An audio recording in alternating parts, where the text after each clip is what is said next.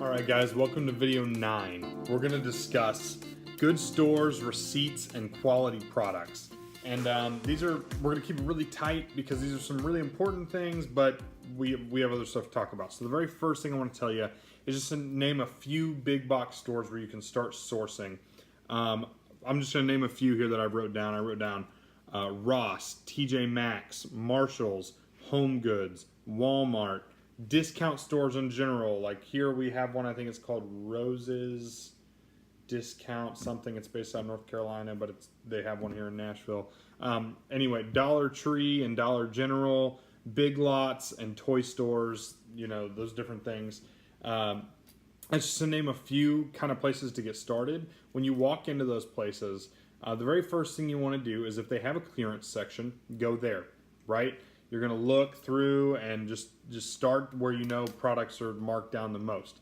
But don't get so caught up looking at just marked down products that you forget to look at regular priced products.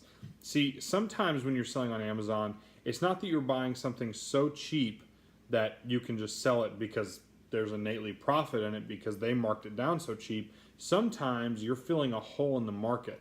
You know, in economics, they have supply and demand.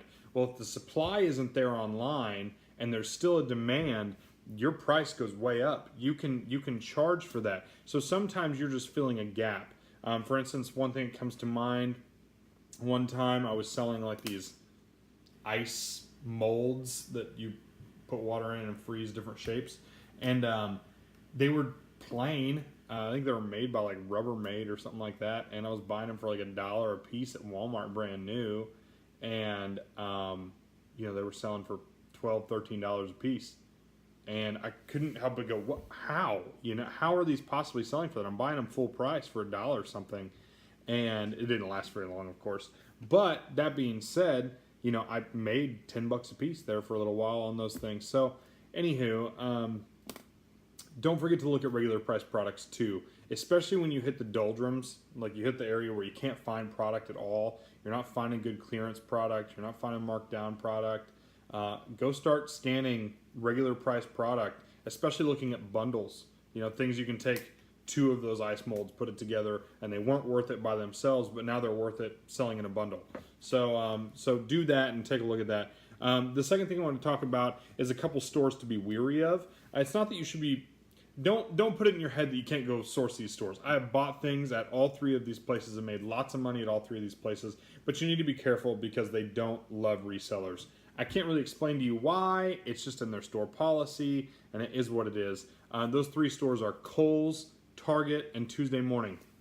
Like I said, you can make money in those places, but you just need to be a little more inconspicuous about what you're doing because they do have policies in place, to my understanding, about resellers. Now, Tuesday Morning does not have a policy in place about resellers. That's actually not true. It's just Kohl's and Target that I'm aware of. But the thing about Tuesday Morning is whenever you get a receipt at Tuesday Morning, it's not manifested. It doesn't tell you what exactly you purchased. It says like blue item, red item, green item. So that brings us to our next point, which is that you need to have quality receipts. So if you're going to buy product, you can't just go buy it at a garage sale anymore. You used to be able to do that kind of stuff, or you could buy it at a Goodwill or whatever. You can't do that. You can do that and sell it used if that's your model, but you cannot do that and sell it new. And the reason being is you take on so much risk when you do that now. You used to be able to get away with it, and the risk now is that Amazon has gotten to the point where they will, if they get a claim from a customer that a product is fake. Now keep in mind, it's not always from the customer. Sometimes you have an employee over somewhere in the Middle East that clicks a button that says that the product is fake. It just happens from time to time.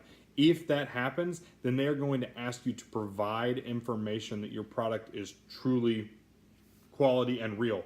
So the problem with like getting that receipt at Tuesday Morning is it is not manifested. It doesn't say exactly what you bought. So let's say you buy a box of cookies, right? And you know that these are Joe's cookies. That's what you bought. On the receipt, it's going to say like red or just cookies.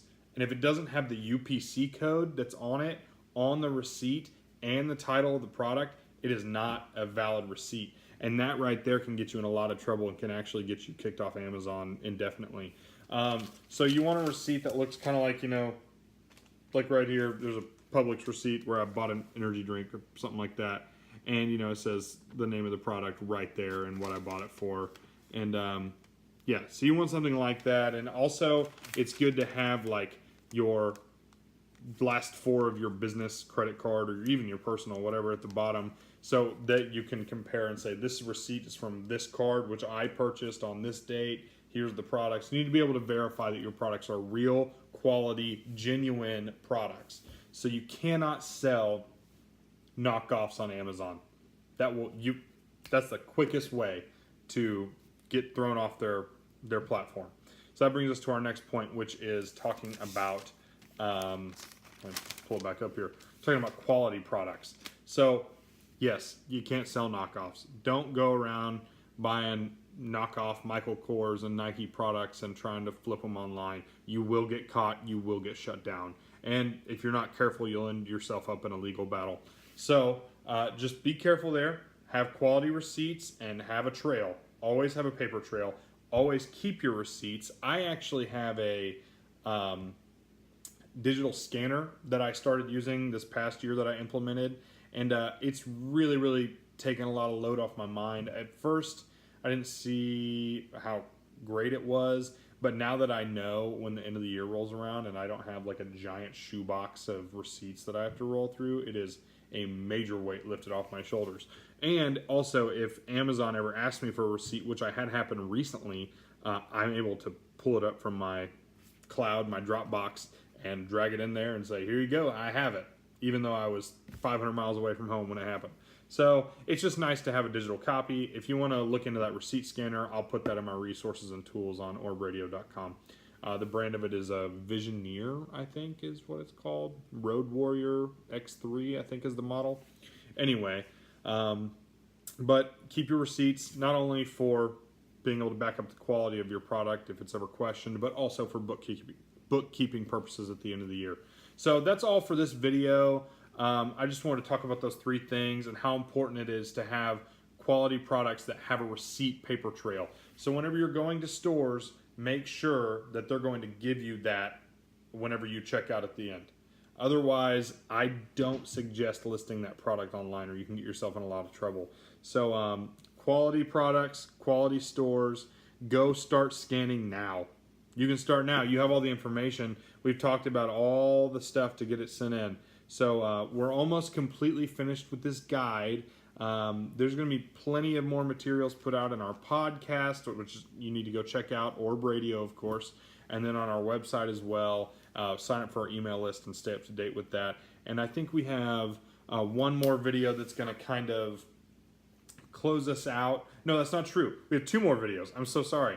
We have 2 more videos. One's going to be about repricing your products once they get to Amazon and making sure they get sold, and taxes.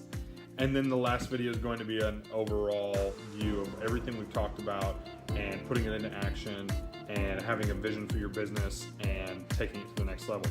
So anyway, guys, that's all for this video. Check out the next video, which I think is video 10.